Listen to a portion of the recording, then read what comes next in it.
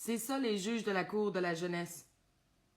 Quand bien même que j'aurais l'enregistrement d'un témoin qui donnerait son opinion sur, selon elle, si ce motif-là devrait être retenu ou non, il y a un rapport qui a été déposé pour avoir témoignage.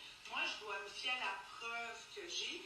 L'opinion d'un motif, c'est pas pertinent à mon analyse. L'analyse va être fonction de la preuve.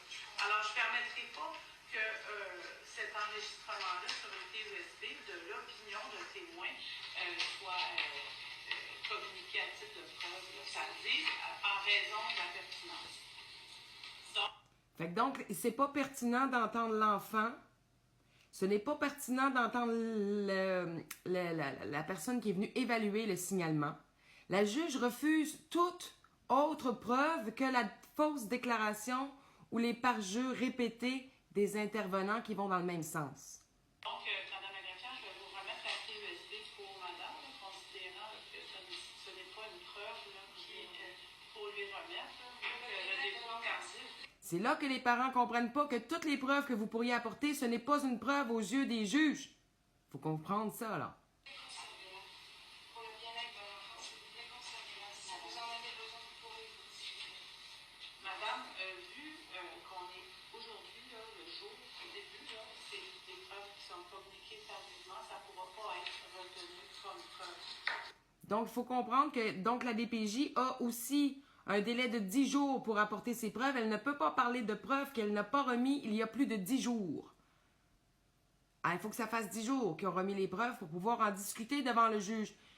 Ça marche du côté de la DPJ, mais ça ne marche pas du côté du parent. T'sais, vous comprenez, la DPJ peut arriver le matin même et fournir le rapport qui a été biaisé et modifié par plusieurs intervenants parce que ça passe par le jeu du téléphone. L'évaluatrice écrit des notes qu'elle remet à une tierce personne qui écrit, je cite, un rapport qui se tient devant le juge. Alors, on a une interprétation d'une interprétation interprétée par l'avocate, interprétée par la juge. On a 4 interprétations pour accuser les parents.